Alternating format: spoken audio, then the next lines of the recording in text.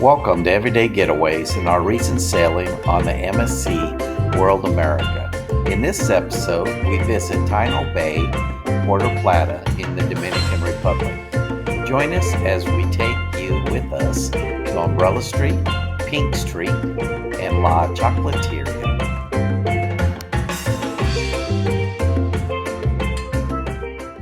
We started the day just inside the Taino Bay port area, taking a look at the MSC World America from the shore and getting a chance just to let you see what it looks like when you enter the port.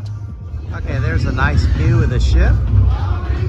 When you come right off of the ship, the pier that we walked down, if you go right to the left of it, once you get to the end of it, there's a nice place to sit with lots of chairs, shade, nice breeze right here. There's a restaurant and a bar right there.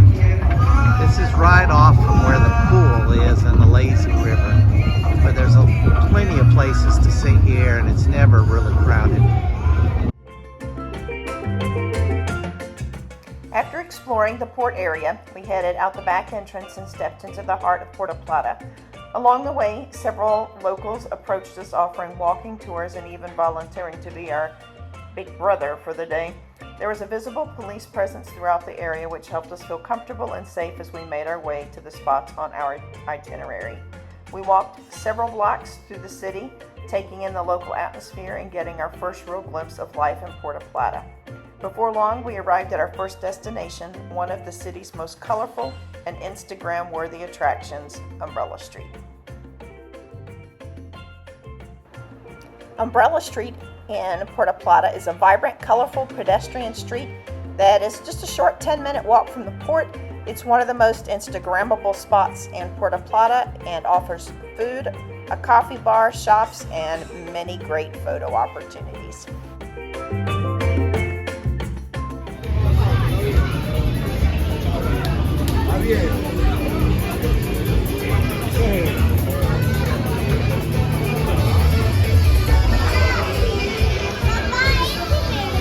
A lot of beautiful culture. Lots of folks wanting to take your pictures and then they want tips.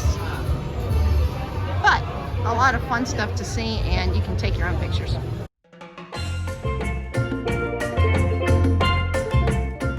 One thing that immediately caught our attention was the number of plastic cars throughout the city. These beautifully maintained vintage vehicles seem to be everywhere, adding plenty of charm and character to the streets. Many of them were available for rides, giving visitors a chance to cruise around town and experience Puerto Plata from a unique perspective, for a small fee, of course.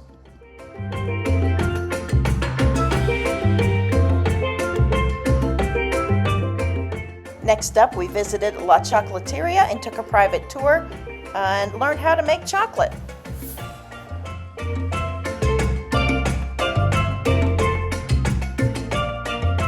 Milk or sugar, for example, if you want to make dark chocolate, cocoa plus sugar, then you have dark chocolate. If you want to make milk chocolate, cocoa, sugar, and milk powder. And if you want to make a white chocolate, cocoa, sugar, and milk, but it's gonna be brown. So at the end, you put a little bit of bleach, and in 5 minutes, it's gonna be white chocolate.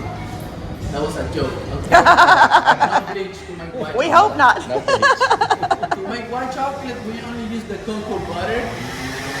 First, we put the cocoa paste in a cheesecloth. It's like a strainer. Then there's a machine that is gonna press it very hard, and the oil is gonna come out of the paste. Then we take the cocoa butter, add milk powder and sugar, and there you have the white chocolate. Okay. So cocoa butter, milk, sugar, white chocolate, 30 to 45 beans. After the harvesting, the fermentation, then the sun-dry process, roasting, and the machine is gonna remove the husk. After that, we put the roasted beans in the refiner. The machine is gonna grind all the beans. You're gonna have a chocolate paste. Then you're gonna add milk or sugar. After mixing, then you're gonna mold it, then you put it inside the fridge, and ta-da! Ta-da! And later on, then the people started putting sugars, mix it with like the old one, but new, but better. Follow me over here. Look, this is how the kitchen used to be in the countryside in the Dominican Republic. Those are cocoa trees over here, but are immature. But look, the tree grows tall as a house, but cocoa doesn't grow in the leaves. It grows, you see here the flowers? Oh, okay. So cocoa grows in the trunk, so you can take it from the floor. And this guy, my twin, is Cocoa God. The natives. Oh, yeah, it is hard. Then, sir, once it's dried, you use a grater. Can you put your hand down here? It's almost like cocoa powder, Almost right? like cocoa powder. Uh-huh. Then, now you can, uh-huh. So I just wanted you to see. Oh,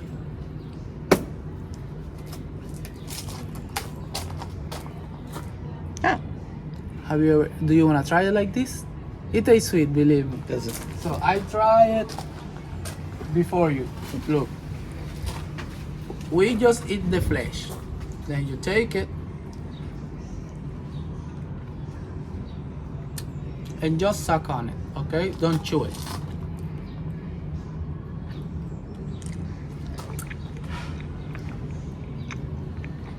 How is it? Is it sweet?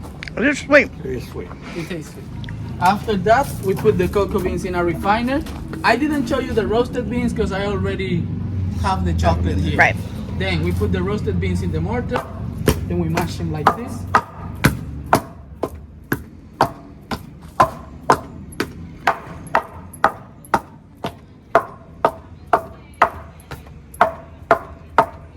Do you wanna try? It used to take like 30 minutes.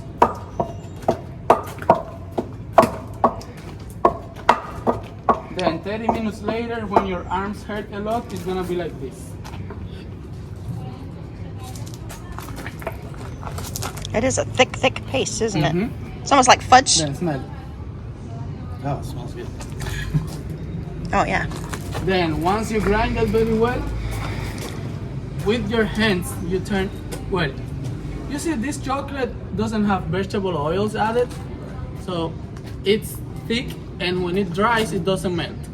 Normally chocolate doesn't melt easily, but in the factories nowadays they add vegetable oils in the chocolate in order to stretch it, Right. and that's why it normally melts. But the one which is natural chocolate doesn't melt easily. Then once you grind it with your hands, you turn it into a cocoa ball or a chocolate ball, and it's gonna be soft at the beginning, but you put it in the table for a few hours, you let it dry there, and it's gonna be like this. This one's from another place.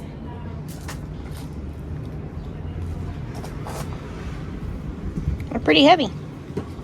And sometimes it's because it's not cocoa season right now. Oh, okay. So you find cocoa, but just a few. But when it's cocoa season, are big pots, very big and very heavy. Try it like that, and then you carry it under the sun every day. And later, when the flesh dries, it's gonna be like this. You see, almost like a nut. Almond. I mean, like an almond, yeah. When it's dry like this, These are eggnogs. We've got just different items with nuts and things, lots of candy bars, and they are award winners in chocolate. So all of these, in case you didn't hear it, each of these stickers represents an award that they won for their chocolate. And I think we're going to grab a sampler pack. I love these big giant mortar and pestles. And I've got some candles. I'll have to check those out. All right, we've got lots of just chocolate products. it's hot. Cinnamon and Cloves and oh, cloves. Oh, that's Well, delicious. What I used to prepare is pure cocoa, and I add the rest to my liking. That's really good. And this is not, I don't like too much, but for the people who like tea, it's good. It's the tea from the husk. It's hot as well. Yeah, I like the other better. And this one, milk chocolate. This is the dark one. You see, that one is like crunchy. It's not creamy, but this one is creamy, the milk chocolate, because it has the milk. Yeah, there's a difference. Which do you like the best? My favorite is 62. But the most popular is this one. The one with, and as well is one of the best chocolate brands in the world. The stamps you see outside are International Chocolate Awards. Here we grow some of the best cocoa in the world. Then the percentage indicates how much cocoa there's in the chocolate bars. The higher the percentage, more cocoa, less sugar. Healthier but more bitter. More bitter. And the lower is sweeter. Less cocoa and more sugar. All right, we left the chocolate factory, turned right. So we go up this hill just a little bit, turn left, and across the street, and that's Pink Street. We turned left, and that's Pink Street across from us. And it was about we turned left about a half a block from the chocolate factory.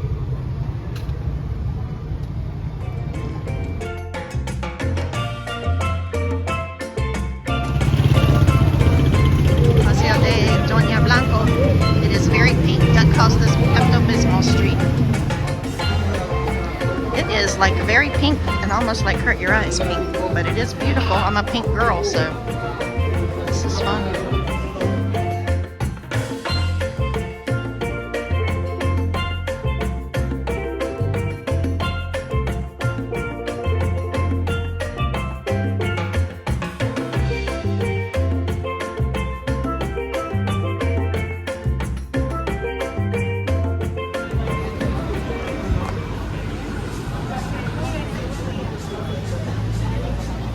It is very busy. We tried to get off the ship early and get here thinking we could get here before a lot of people, but as luck would have it, first people started getting off the ship around 9, but I think it was probably, no thank you, it was probably 9:45 before we actually got off, and by the time we got here, very packed.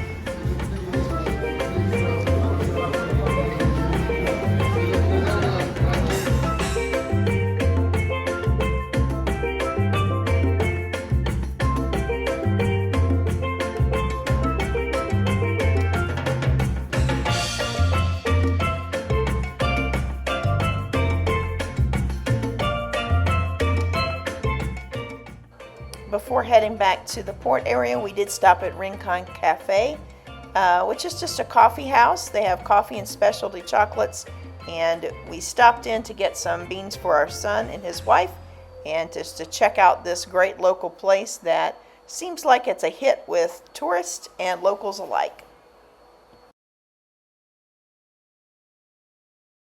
All right, we're back to Umbrella Street, and it's the corner of San Felipe and, hold on, Bellier, but you can see our ship is back in the back.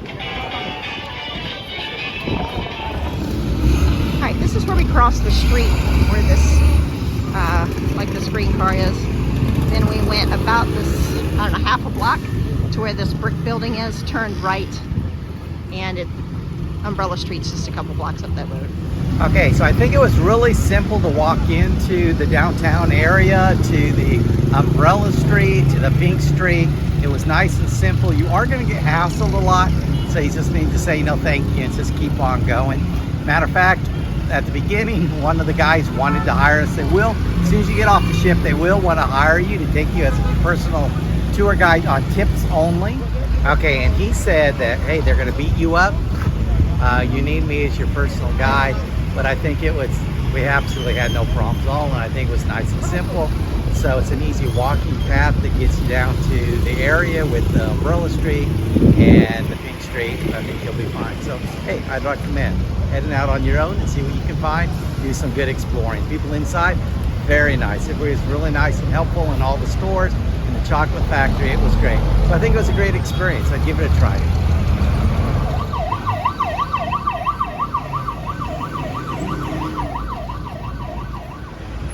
I will say there is a lot of traffic around, so you gotta be really careful. I didn't get a picture of this earlier, but there are police everywhere, so you do feel pretty safe. There are police everywhere, and they help you cross the streets.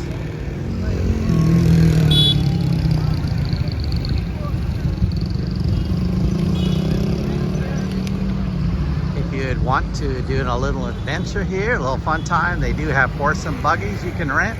I'm not sure what the cost was, but it looks like it would be fun. It looks like they're doing tours on those old-timey cars also. Yeah, they were. You can also get those, so that was a lot of fun. Okay, you can get the horse and buggies right here outside the port, and you can also get them once you get down into town. Once you come out of the port area, if you want a taxi, there are plenty of taxis to get. If you're just going downtown and you're able to, it's not that far of a walk. Maybe 5 minutes. But if you're going out to a beach or something, you would need to get one of the taxis. I don't know if you can see it, but people are swinging out there. The cliffhanger is being used here in port. One of the funnest things on the ship. Thank you so much for joining us today as we took you with us to downtown Puerto Plata in the Dominican Republic to visit some great sites. We also visited Monkey Island on the same day. We'll attach that video to the end of this one or in the description, and invite you to come on and hit that subscribe button, join the Everyday Getaways family, and go with us on our next adventure. For now, take care of yourselves, take care of others, and we will see you soon. Bye-bye.